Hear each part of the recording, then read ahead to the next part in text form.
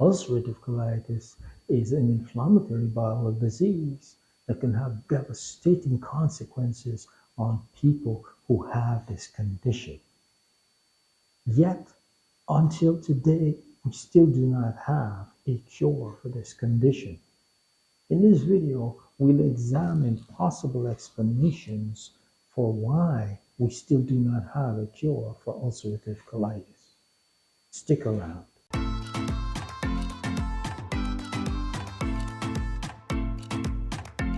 Ulcerative colitis is a disease, an inflammatory disease of the large bowel that can have dire consequences on the quality of life of patients with this condition.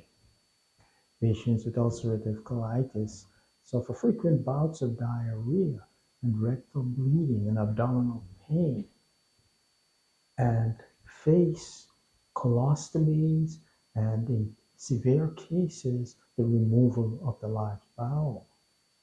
With long-standing disease, they face a significant risk of colon cancer. So why is it we still do not have a cure for this malignant condition?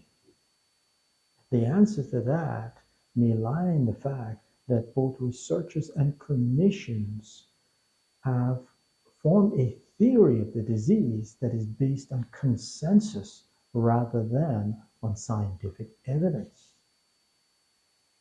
The prevailing view is that ulcerative colitis is the result of the dysregulation of the immune system that leads to the immune system attacking the cells lining the large bowel. They then accept this theory as the theory on which they base their research and the treatment that is offered to patients. The ultimate result is a treatment that is based on trial and error and that carries multiple side effects and that frequently requires the changing of medication. More recently, however, new and more plausible explanations for ulcerative colitis are emerging. One such theory is a theory that is based on the effect that lifestyle and dietary practices can have in the initiation of an inflammatory process through the buildup of hydrogen peroxide in the mucosa of the large bowel. This theory proposes that the exposure of the body to oxidative stressors, external and internal oxidative stressors, leads to damage to the mucosa of the large bowel that causes the buildup of hydrogen peroxide, which acts as a chemoattractant, a molecule that attracts white blood cells known as neutrophils to the area of inflammation. But what are these oxidative stressors that damage the mucosa of the large bowel? Oxidative stressors are any processes or substances that lead to an increased production of hydrogen peroxide. Over 60% of patients report that diet played an important role in the onset of their disease, and that diet is important in triggering their relapses. When fatty acids are metabolized in the body, when they're broken down, peroxisomes play an important role in this breakdown of the fatty acids that are contained in lipids and fats that we consume in our diets. And the breakdown of fatty acids by peroxisomes is a process that leads to the production of hydrogen peroxide in large quantities. The large quantities of hydrogen peroxide leads to the diffusion of the hydrogen peroxide out of the cell into the surrounding area, and this triggers the migration of white blood cells, neutrophils into the area, leading to intense inflammation. In this way, a high-fat diet is an oxidative stressor that can lead to inflammation in the bowel wall. In a similar fashion, The lack of fiber in the diet can lead to a deficiency of butyrate, a short-chain fatty acid that is important as a source of energy for the cells lining the bowel wall.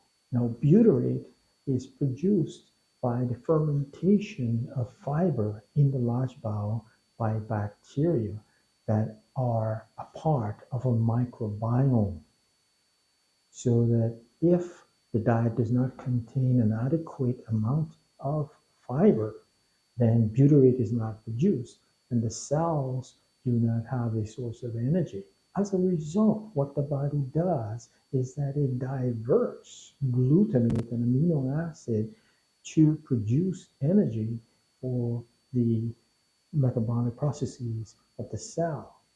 But this is a problem because glutamate is an important precursor for one of the most important reduction processes in the body, the glutathione system. And as a result, if glutamate is diverted to make energy, then the glutathione system is not able to function as it should and protect the cells from the damage that large quantities of hydrogen peroxide would cause. For this same reason, antibiotics that kill the bacteria that ferment fiber in the large bowel to produce butyrate can cause the buildup of hydrogen peroxide and act as an oxidative stressor, leading to inflammatory bowel disease. Alcohol, the breakdown of alcohol, those enzymes that break down alcohol in the body to acetaldehyde and acetic acid also produce large quantities of hydrogen peroxide during this process.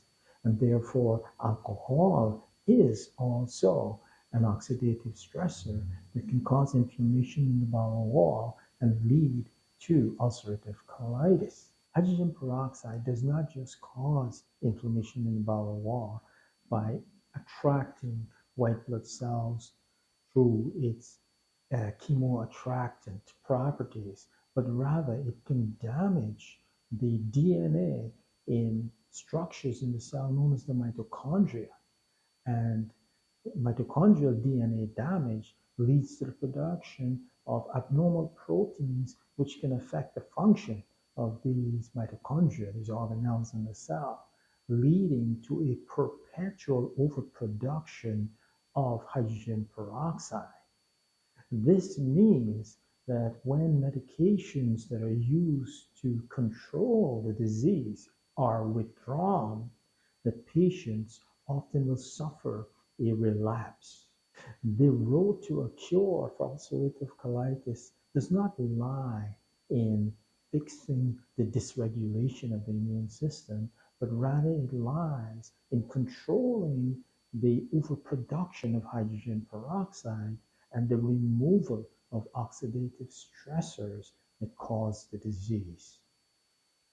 I hope you enjoyed this video. If you did, share the video with your friends and family and support the channel by subscribing. I appreciate your support. Thank you for watching. I'll see you in the next video.